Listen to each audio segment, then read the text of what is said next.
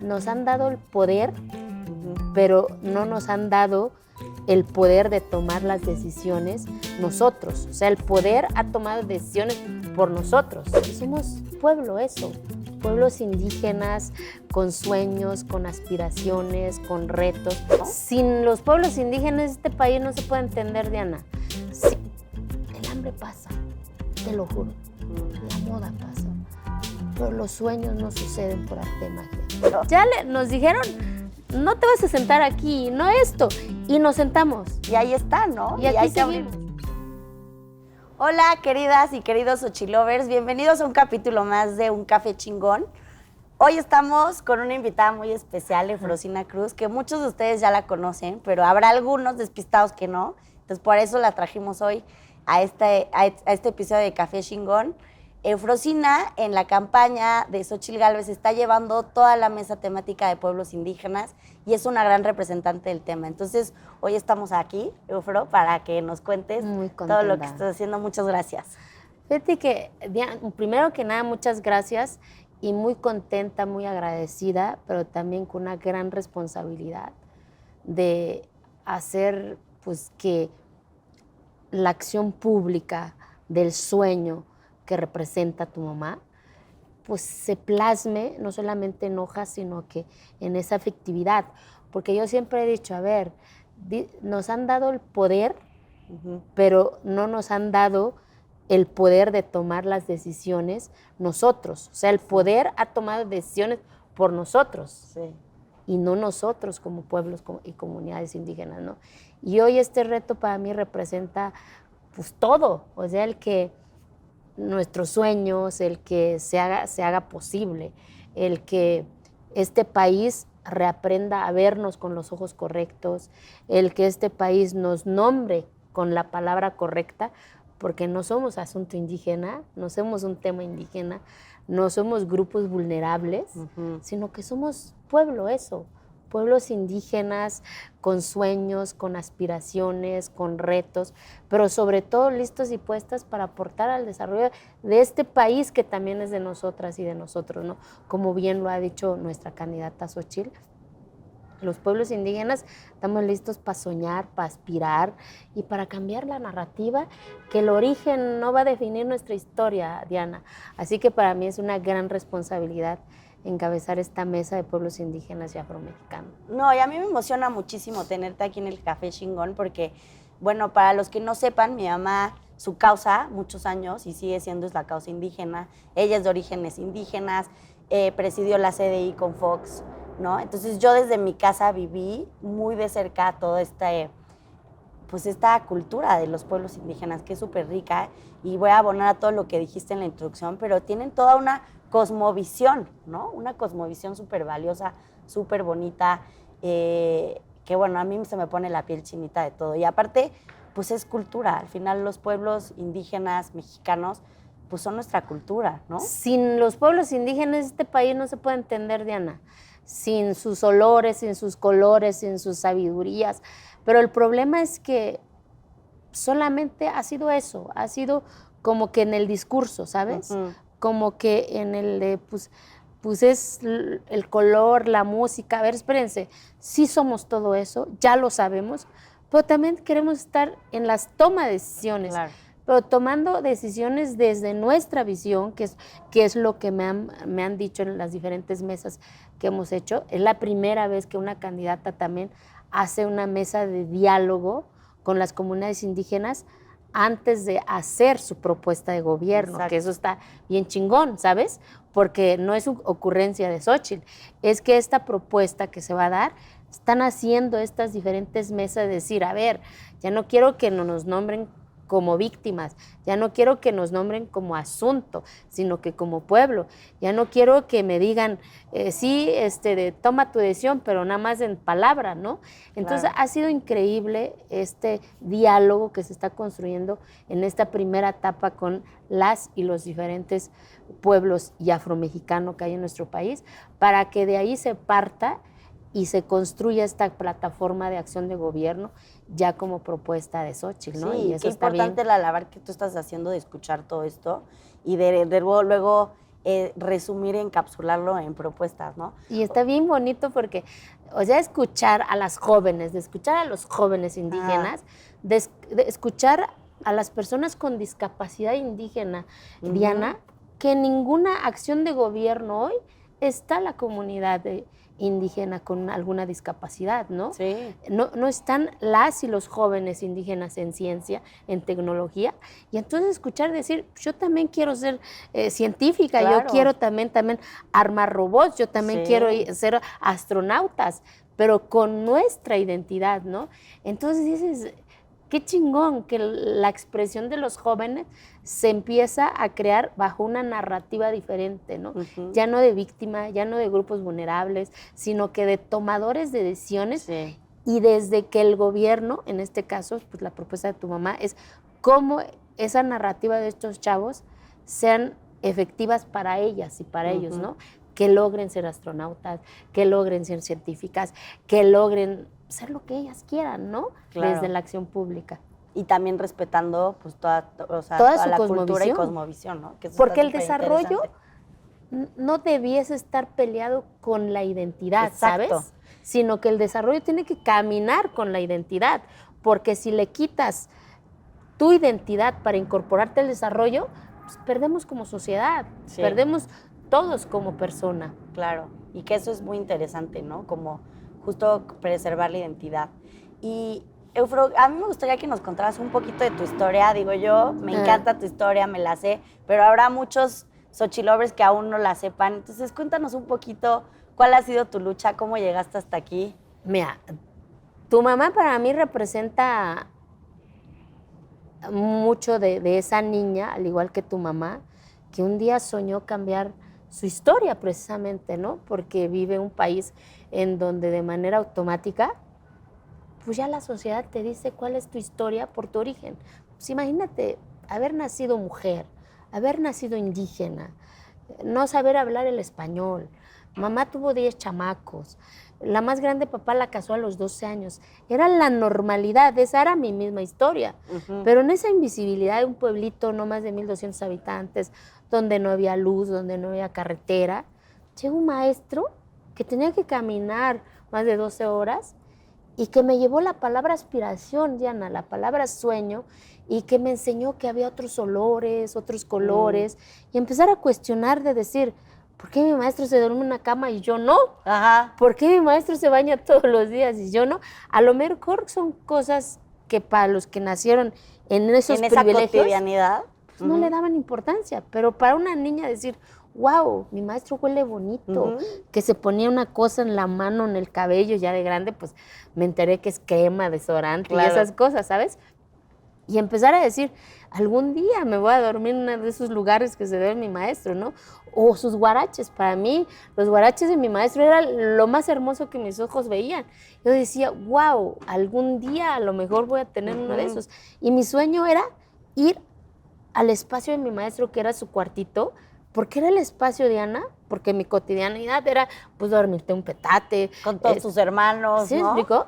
Que siempre he dicho también, Dianita, que no es malo dormirse un petate, ¿eh? Siempre y cuando tú lo decidas y no tu origen. Exacto. Que ese es el reto, ¿no? Y entonces empecé a cuestionar, que es un poquito de lo que también tu mamá me ha enseñado, empezar a cuestionar eso que normaliza la sociedad, decir, pues tu origen ya te chingó, tu origen ya te fregó, Ahí te vas a quedar para siempre. Ahí te vas a quedar para siempre. No, señores, mi origen es mi identidad, es mi lengua, es mi fiesta, pero no puede definir mi historia, ¿no? Pero cuánto dolor conlleva cuando todo es adverso, cuando todos te dicen, ¿cómo crees que la niña va a estudiar?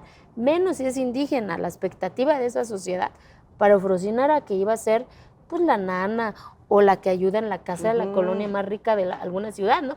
Que no es malo, ¿eh? Vuelvo y repito, siempre y cuando tú lo decidas y no tu origen, ¿no? Entonces, gracias a mi maestro, pues esa niña descubrió que había otros colores, había otros olores, y entonces empezó a ser la rebelde, la normal de su casa, a soñar, pero siendo anormal en tu entorno, porque pues todas las niñas era obedecer, y pues Eufrosina era que la que iba a dar de comer al marrano que está en la orilla del pueblo y regresaba 2 horas después, y la chinga que le daba papá.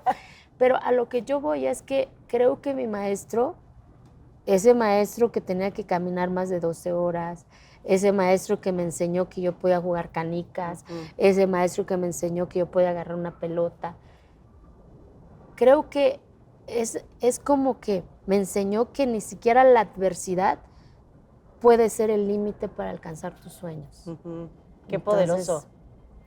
Porque pues, cuando vienes de la adversidad, tú, Diana, el hambre pasa, te lo juro. La moda pasa, pero los sueños no suceden por arte de magia. Hay que construirlo todos los días, hay que llorarlo un montón, porque toda esa sociedad, todo ese monstruo, al igual que a tu mamá, nos dijeron no.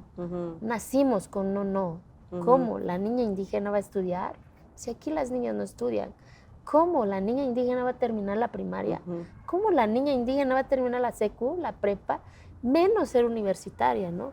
Y yo creo que tu mamá, igual que yo, le dijimos a esa sociedad que tenemos derecho de estar en un espacio que se llama aula y terminamos nuestra secundaria, terminamos nuestra prepa, terminamos nuestra universidad. Somos profesionales y somos profesionistas en lo que hacemos.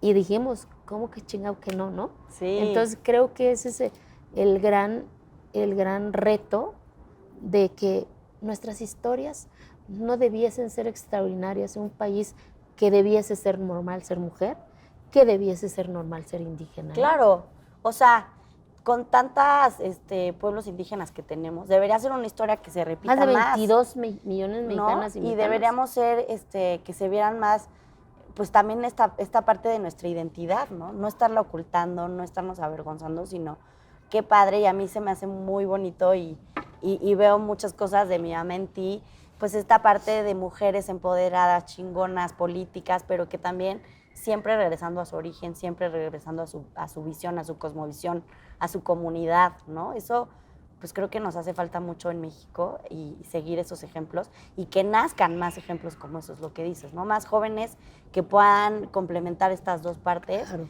Y que también puedan regresar a ayudar otra vez a sus comunidades a salir de ese cliché, ¿no? De lo que vemos o de lo que pensamos que son los pueblos indígenas. Oye, ¿y cuál fue así como tu momento profesional que cambió todo, ¿no? Que dijiste, no manches, llegué aquí, o así, ese hito profesional que tú veas. Yo creo que cuando llegué a la ONU, cuando me padre. Tocó representar a México, pues imagínate, o sea, no manches, sin hablar inglés, por primera vez subirte en un bendito aparato que se llama avión, ¿no? Ajá. ¿Cuántos años tenías? 30 y ¿qué? 33 creo, o sea, cuando se aprobó la reforma a que el mundo reconociera la participación de las mujeres. Mi primer viaje en avión, te puedo decir, fue en 2007. Ok.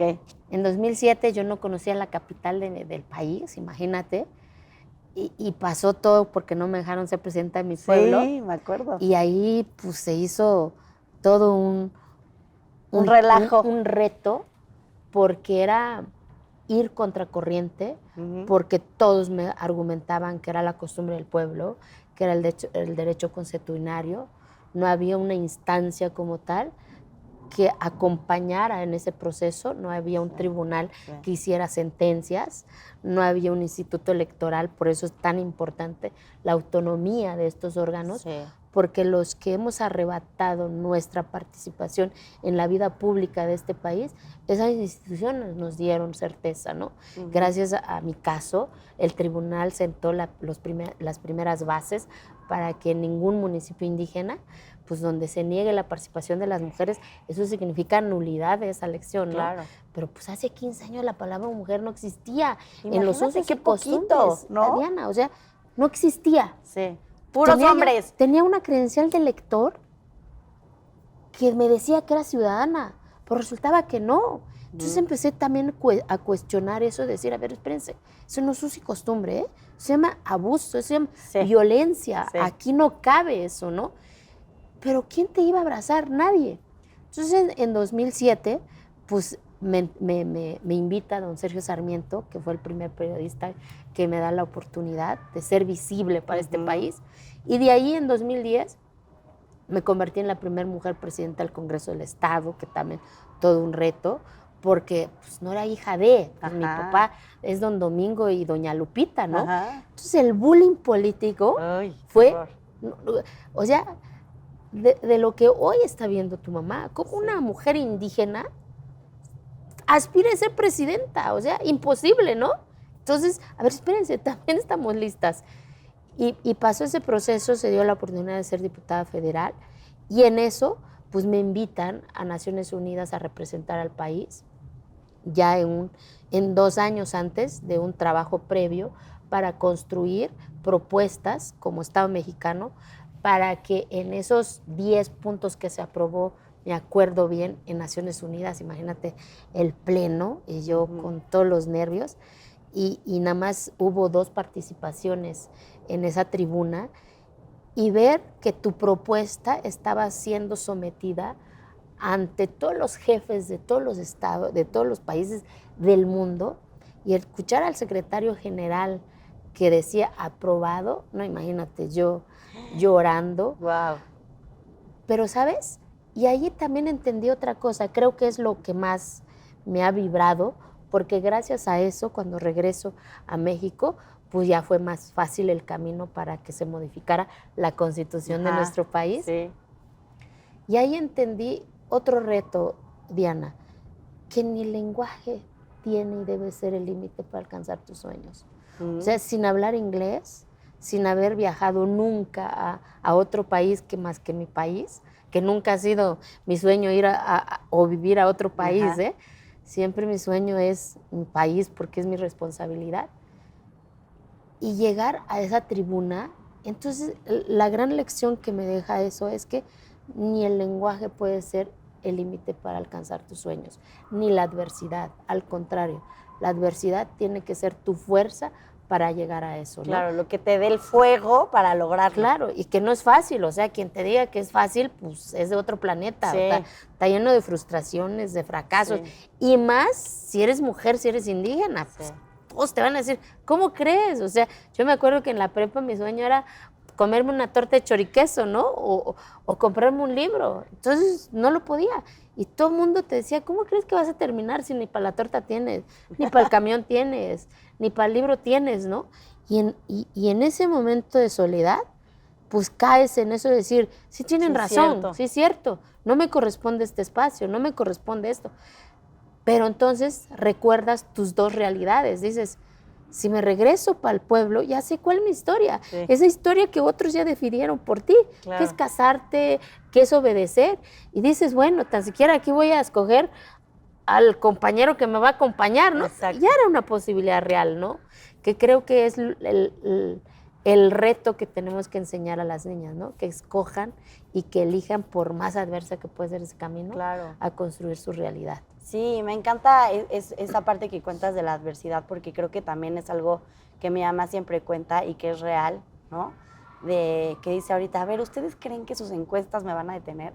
Yo ya lo más difícil lo viví, que fui a salir del pueblo. Exacto. O sea, eso ya, ¿no? Lo demás, pues ya, a ver, órale, ¿no? Échenme. O sea, ya pasamos por todos los no, ¿sabes? Exacto. Ya nos dijeron, no te vas a sentar aquí, no esto. Y nos sentamos. Y ahí está, ¿no? Y aquí seguimos. Y les tuvieron que abrir las puertas, las tuvieron que hacer candidatas, o sea, creo que al final la voluntad llega hasta unos límites que no te puedes imaginar. Tu mamá es una gran inspiración de decir, a ver, todo el tiempo nos dijeron no. Y resulta que lo que no saben es, pues arrebatamos nuestro sí, porque es nuestro derecho. Claro. Y si no les gusta, como siempre he dicho, pues pónganse lentes para que no nos vean. Y como dice la chaviza, la que es la que soporte, ¿verdad? Exacto. Me encanta. Oye, bro, a ver, ¿qué le debe este gobierno actual a los pueblos indígenas? Yo, bueno, viví de cerca, obviamente, el sexenio de Fox en casa. Sé que se hicieron muchos avances en materia de infraestructura, muchísimas electrificaciones que hizo mi mamá. Muchísimas carreteras en la Tarahumara, muchas cosas en Oaxaca. Y llega este presidente que dice que es el presidente del pueblo y el presidente de los indígenas ¿Y qué pasó? ¿Qué ha pasado? Pues resulta que este gobierno le quitó la conectividad a las comunidades indígenas, a las escuelas interculturales. Resulta que este gobierno le debe la gran reforma constitucional. Ellos tienen el voto. Y ahora que mandó una reforma a medias, una reforma que no fue consultada a los pueblos indígenas. Son 68 pueblos indígenas que hay en este país. Y en la exposición de motivos de la reforma que llegó, no viene ni una media palabra de alguna consulta a los pueblos indígenas. Y muchos dirán, pero es iniciativa del presidente. Pues precisamente porque es iniciativa del presidente. Tanto que le gusta hacer consultas. Debiese ser la consulta, ¿sabes? Claro. Entonces, por supuesto, a las mujeres indígenas. O sea, a ver, ¿dónde están esos proyectos productivos que empoderaban a las mujeres indígenas, que salían de esa cotidianidad para ir un ratito a la explanada del pueblo, Sí. para ir a convivir, para ir a hablar, para hacer sus proyectos? Hoy los proyectos, cuando tu mamá era la coordinadora de pueblos indígenas, yo me acuerdo, yo era maestra, yo la conocí, fíjate, yo la conocí cuando yo era directora de un CECITE allí. Me tocó fundar precisamente en uno de los pueblos donde estaba el conflicto más grande agrario, San Lorenzo y Teojumulco. Sí. Yo era directora del CECITE de Teojumulco. Y a través de CDI, con los maestros de Teojumulco, hacíamos encuentros de chavos, pero con el poder de la educación, porque había un gobierno aliado que podía generar esos diálogos. Hoy los conflictos agrarios han aumentado en todos los estados, y máxima en Oaxaca, porque ya no hay ese fondo para resarcir primero el daño y después el diálogo para las comunidades, para que se pusieran de acuerdo, pero ellos, para poder lograr lo que se logró en Teojumulco y en San Lorenzo Texmeluca, ¿no? Que es construir un hospital de la paz, mitad y mitad de territorio de cada pueblo. Nadie me lo va a contar, yo lo viví, claro. Diana, ¿no? Entonces creo que este gobierno victimizó más a las comunidades indígenas. Y vuelvo y repito, hoy las voces de las comunidades indígenas que no somos víctimas, somos oportunidad y somos posibilidad. Claro. Y creo que es la gran también posibilidad que hoy pues Xóchitl tiene de reivindicar, de regresar esos presupuestos, porque puedes decir un montón de cosas, pero sin lana, sí, pues tampoco no se hacen cosas. O sea, no se hacen proyectos productivos, no se hacen luz, no se hacen escuelas, no se hace el apoyo a los campesinos, a las becas para los jóvenes. O sea, imagínate un chavo indígena en la NASA. Sí, me lo imagino, me encanta la idea. ¿Me explicó? O sea, becar a esos jóvenes. ¿Por qué? Porque también hay que crear programas diferenciados de nuestros jóvenes indígenas. ¿Por qué? Porque son otras circunstancias. Y no estoy diciendo que es subsidio, sino que las reglas diferenciadas, como lo hacía CDI, ¿no? Hablar una lengua indígena, tener un promedio de 9, becarlos, crear los albergues comunitarios para que tengan sus 3 alimentos. Y hoy todos los albergues de las niñas y de los niños están abandonados. Los centros coordinadores, había vida. Hoy no hay vida, están muertos. Vuelvo y repito. Porque los niños tienen que volver a caminar horas a la escuela o de plano ni los llevan los papás. Exacto, y el albergue servía para eso, ¿no? Entonces, creo que en discurso, pues se escucha bien padre, pero en acción, pues de nada sirve, ¿no? Exacto. Si no hay acción, si no hay presupuesto. El Instituto Nacional de Lenguas, que tanto se presume que somos el país con mayor diversidad cultural, lingüístico, pero ¿sabes cuánto tiene hoy el Instituto Nacional de Lenguas en este gobierno? 68 millones de pesos. Nada. Todo está en el Tren Maya y en Dos Bocas, ¿no? Todo se fue. La Casa de la Mujer Indígena, nada. O sea, en un país en donde la mayor violencia se vive en las comunidades indígenas también. En un país en donde la pornografía infantil somos de los primeros lugares. La trata, ¿no? Entonces, pero para presupuesto no hay nada, ¿no? Lo que vivieron en Oaxaca en estos días, ¿no? Con los incendios forestales. Sí, gravísimo. Nadie hizo nada. ¿Dónde estuvo el ejército? ¿Dónde estuvo la marina? Apagaron el incendio los pobladores, las mujeres acarreando agua. cuando debiese haber estado ya el plan de N3. Sí. No estuvieron. O sea, como dice tu mamá, no están para construir, están para salvaguardar vidas. Sí. Se perdieron 5 vidas. ¿Y quién habla de esas vidas? ¿Quién va a resarcir el daño a las familias cuando el Estado mexicano debió de haber prevenido ese incendio, ¿no? Claro. ¿Por qué? Porque no hay el fondo de desastres. Exacto, desaparecido completamente. Oye, Fro, vamos a pasar a una sección ahora más divertida, que son las preguntas rápidas. Entonces aquí es lo primero que te venga a la mente, ¿sale? Va. ¿Cuál es la mejor lección de vida que has aprendido hasta ahora? Ser independiente. Me encanta. ¿Cuál es tu lugar favorito de México? Oaxaca. Ay, el mío también, chócalas. ¿La quesadilla lleva queso? ¿O sin queso? Pues depende como quieras, Ah, ¿no? muy Queso bien. o quesillo. En mi caso, quesillo. Quesillo, exactamente. Queso Oaxaca. ¿Cuál es un libro que te gusta, un libro que recomiendas? Los sueños de la niña en la montaña. ¡Claro! Muy bien. ¿Cuál es un buen consejo que te han dado?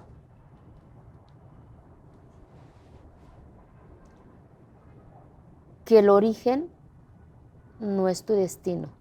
Me encanta ese consejo. Y lo has aplicado bien, ¿eh? Sí, Por lo visto. sí.